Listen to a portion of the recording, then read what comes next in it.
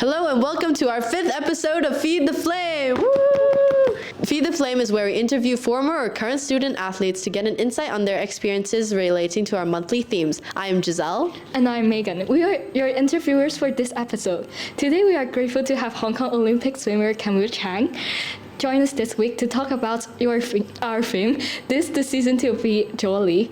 Welcome, Camille. Tell us about yourself and how many days you're training per week on the road leading up to Paris 2024. So hi everyone, I'm Camille. I'm a two-time Hong Kong Olympic swimmer, still swimming with hopes of making the Paris Olympics. And then outside of the pool, growing up I studied psychology, and now it's taken shape. Recently this year launched with two fellow Olympic swimmers, Mind the Waves, which is something that I'm very, very passionate about and hopefully will continue even after swimming. I grew up in Hong Kong and in Beijing, so I feel like Asia to me is really home, but my mom is French, which is why it would be really special for me to go to the Olympics in Paris. When did swimming become a source of joy for you in your swimming career, and how did that come out? I just grew up, I loved being in the water. Just like being in the pool was my happy place. And I think even to this day now, it's something that's stayed with me, among other things. But, I kind of joke, if I'm not training and on my days off, I want to be at the beach. So I'm always by a body of water. That's just what makes me really happy. We wanted to know whether you have experienced facing setbacks like these throughout your career and why you decided to still stay in the sport despite these obstacles. So I've been in the sport now for over 20 years, and I started as age group swimmer, and then went to college and then professional swimming. So each kind of chapter has had its own challenges. I think when I was really young, it was a lot around confidence, around balancing studies and swimming. And then as I got older, it was choosing a career that is quite untraditional and trying not to compare myself to what everyone else is kind of doing and decided to do, and me choosing something a bit different.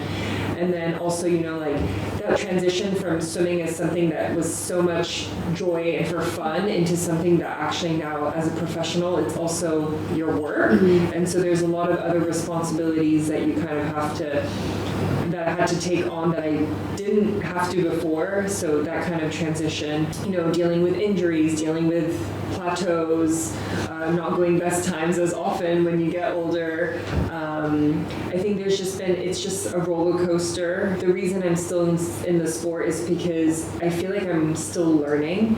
And recently I was having a conversation with someone talking about how swimming to me has been the biggest education. I've learned so much about myself, about others.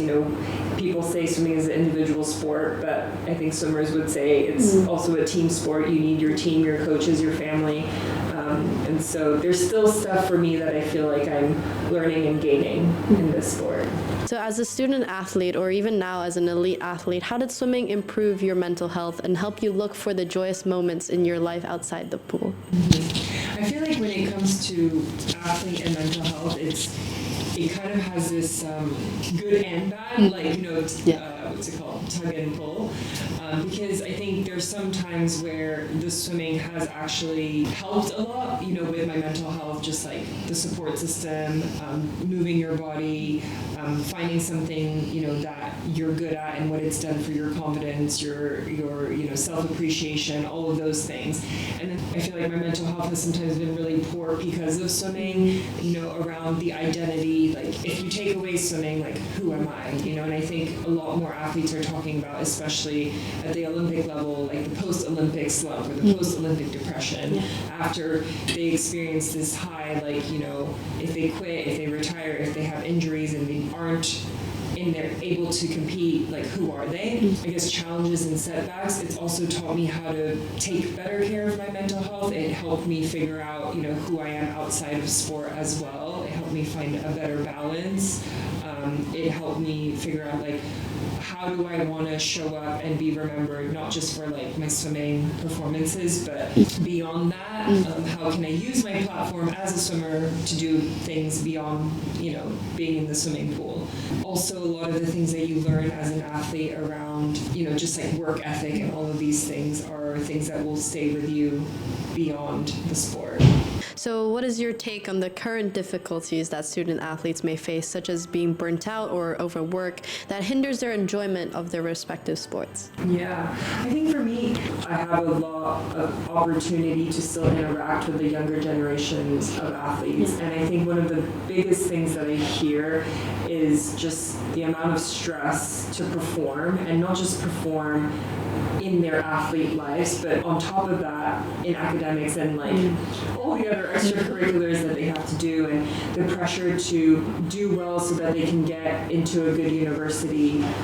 And I think when there's so much pressure to perform, it takes the joy out of like what you're doing or why you're doing what you're doing. And I think that leads to a lot of athletes, especially in Hong Kong, that just kind of stop because they think, oh, well, maybe it's pressures from external pressures of, okay, if I'm not going to make it as a swimmer, then I need to focus on something else. And so they maybe don't give themselves the chance to see how good they could be or fulfill their potential. If I stopped swimming when I was 15 or 16, like I would have never continued. I was a late bloomer in the sport. Do you have any tips for student athletes to have a more release mindset in training to enhance their performance in their sports? Yeah, I think definitely one is like surround yourself with a good group of people, whether it's people that are in the pool with you or people around you that can help support what you want to do.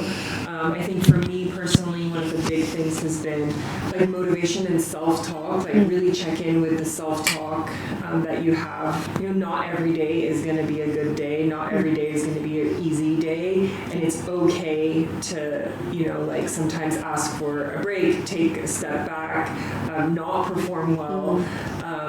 And I had one of my coaches tell me once, today you might show up and you only have 20%, but you give 100% of that 20%. So I think, being kinder to yourself and also to others, because, there's so many things outside of swimming or the sport that they're going through. That's great. Thank you so much again, Camille. That brings us to the end of our episode. Woo! If you want to know more about our theme for this month of December, 'tis the season to be jolly, be sure to check out our website or our Instagram page. I'm Giselle. And I'm Megan. See you next week.